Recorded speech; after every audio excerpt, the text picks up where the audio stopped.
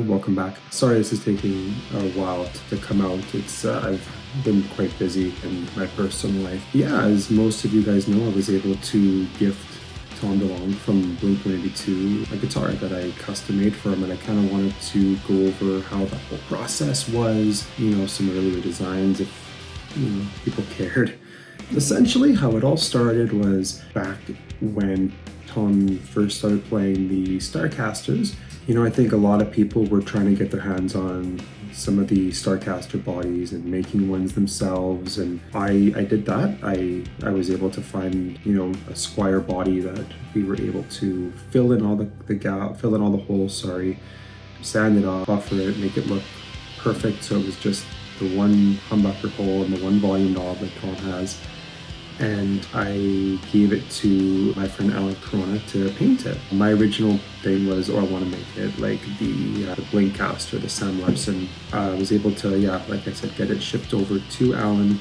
And in the process of the waiting game for getting it painted, I had a change of mind, and I thought, you know what, like it would be really, really cool to have one of these built or painted and gifted to Tom if that was ever an option. Thought about it quite a bit, thinking about, a lot of his guitars are very random, like paint job wise, I should say, very random. None of them really look like one another. They all are unique. They all have a cool story behind them. They're all, when one of them are on stage, that it's what one it is compared to all of the other ones. I did a couple ideas. One of the ideas was, I think it was the first one was, after talking to Alan and talking to a couple others, it was, well, why don't you try to get all of Tom's interests on one and kind of just like put them on, kind of like what Alan did for Mark Hoppus with Jin. And I thought that's actually a really cool idea, yeah.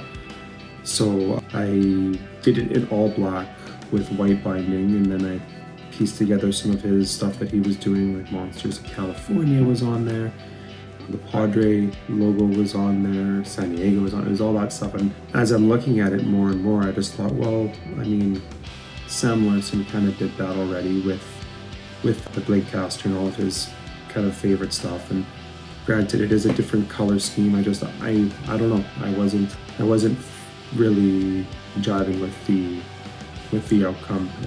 I still think it's really cool. It's just for me it wasn't. I don't know, something about it.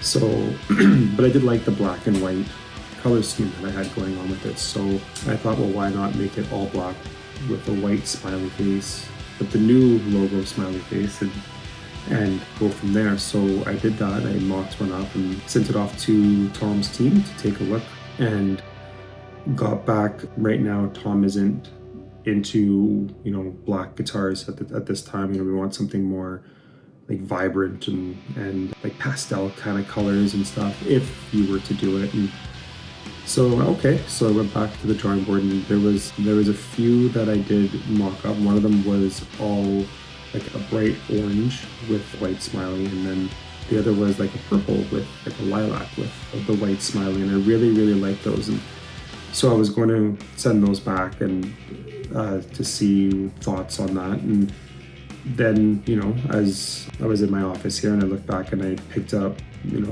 Tom's Fender Padre that I have behind me and started playing it and realized, man, like this is a really cool like color scheme in itself. And it would be cool to kind of, have an updated version of Padre.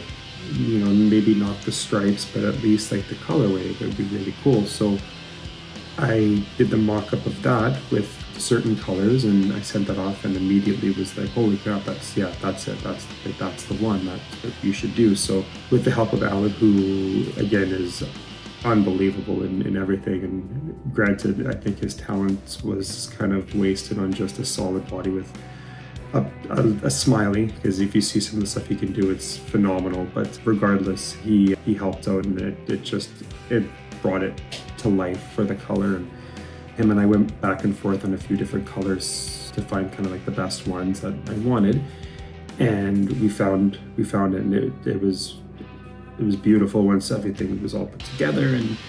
But once it came, it was like, man, this is really cool. So then came to work on getting the other parts. So being able to, it's easy enough to get, the Dakota Bridge, the Seymour Duncan SH5 pickup, fenders, locking tuners, like that stuff's kind of easy to get. But the neck was the one that was a little bit more, harder to get. So, but before that, once the body got sent to me, I personally immediately fell in love with it. I thought this is awesome. Like if I really would love to have one of these myself. So I was able to get another body, still fill the holes in and everything. Again, this was before the Signature Series models came out. So a lot of people think that the one I give to Tom, or the Padre 2.0 that I have here, is just a signature model, but whatever. But it's other parts kind of pieced together.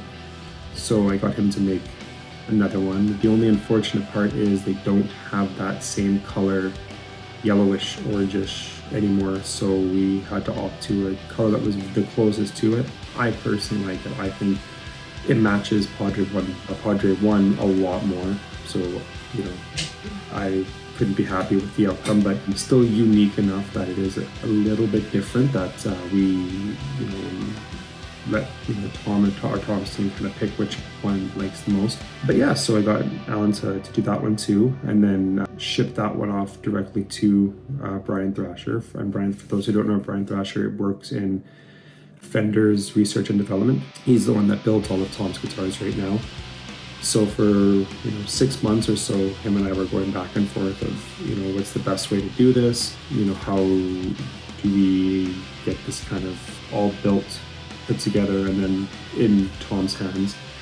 So the neck was the hardest part, and when Tom gets the necks for his guitars that he has right now, they're all custom made, and they have to be custom made to order, and they have to be custom made to order from, I believe it's Tom's team. So Tom has to be the one that kind of gives the okay to order more, and with this being a gift, we couldn't really order one. So Thrasher just finished building a couple of Tom's baritone guitars. And for those who don't know, the baritone guitars that Tom has are signature Starcasters, just with the reverse, a longer baritone neck.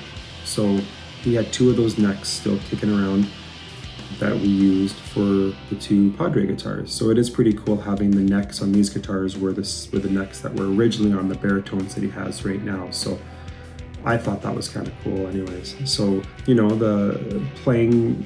played a couple of Tom's Starcasters with, the custom necks that he has right now with the smileys, and I will say that the necks that are on the signature line are very, very close once you sand the neck down and you properly set it up, and just make sure that the frets are leveled and smooth, and it's very, very close, almost like indistinguishable if you had your eyes closed and you were playing it. So he was able to do that, get everything installed, get everything put on. When I arrived at his place with the other parts for the other guitar, just watching him build everything together and putting it all together, and it was just such a surreal experience being able to play it with 13, which is Thrasher's Starcaster that he currently has.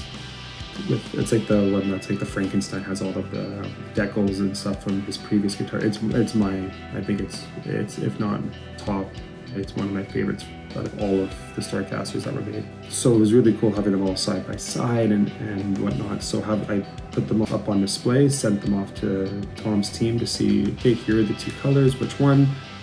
He picked the more yellowish one, Tom's team did not.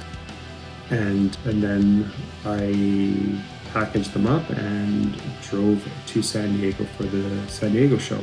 So getting to San Diego, I messaged again Tom's team. I just don't want to give names and stuff just because I don't want people pestering or messaging and whatever. But met up with them, and it was really, really cool. We were able to go down to the dugout where the San Diego Padres get changed, and all of their gear and equipment was there. I'm not gonna lie, holding the guitar with me and walking down and seeing Tom's Dreamland set up in person is wild. It's definitely a vibe. It's pretty cool.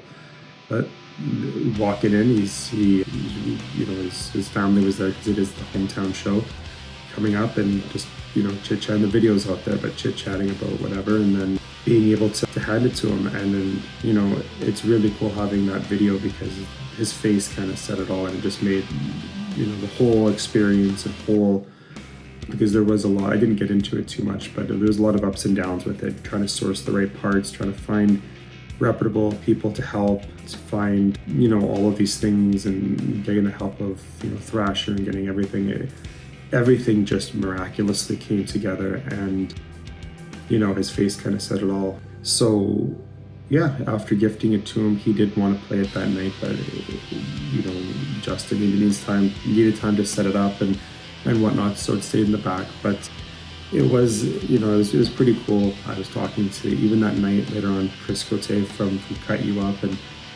he was like, yeah, Tom's just been in the back playing this guitar, and so I haven't really talked to him too much. And I was like, oh, is it this guitar? And I showed him a picture, and he's like, yeah, that's it. He's like obsessed with that thing right now. He's just been playing it nonstop. So that for me was like, oh, that's awesome. And a lot of people have asked, oh, how come he's not playing it on stage, or is he ever going to play it on stage? From what I've been told, it's his dressing room guitar, for I guess a few reasons. One, the aesthetic, it looks good in the back with the yellow and whatnot, and conversation piece, I guess. And then two is he really likes just picking it up and just playing it. And he plays it quite a bit. Not even just for warm-ups, but just if he's just sitting there, he'll just pick it up and play it, which I don't think he did with the other dressing room guitars that he's had. So for me, like that, I know it's not in the limelight or whatever, but just knowing that I know that he likes it and he does play it, even though there's no camera around, it doesn't bother me. I'm just happy that he enjoys it and likes it. So yeah, it's the only other thing really is just showing off a little bit more. This is the one that I did keep.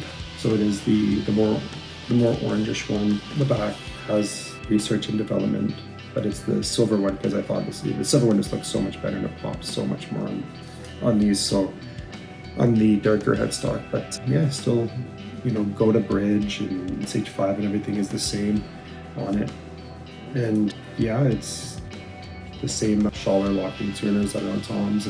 But yeah, it's again, it was quite the experience with everything, and it's top experiences really of my life as some kid, being able to have posters on my wall, and just such an influential band for me, and being able to make something, gift it, and him enjoying it is what it's all kind of about. And again, yeah, top experiences really of my life, and everyone that's involved. You guys know who you are, and I truly thank you so much, for the bottom of my heart, for everything that you guys have helped with, ideas that going back and forth with, everything. It's been, this whole experience was pretty surreal. So I couldn't have done it without a lot of help from some amazing friends. So yeah, I guess that's it. If there's any other questions that you guys had on it, or wanted to know more about it, or whatever, by all means, either leave a comment below, or add us on Instagram at gear.182. And yeah, see you in the next video.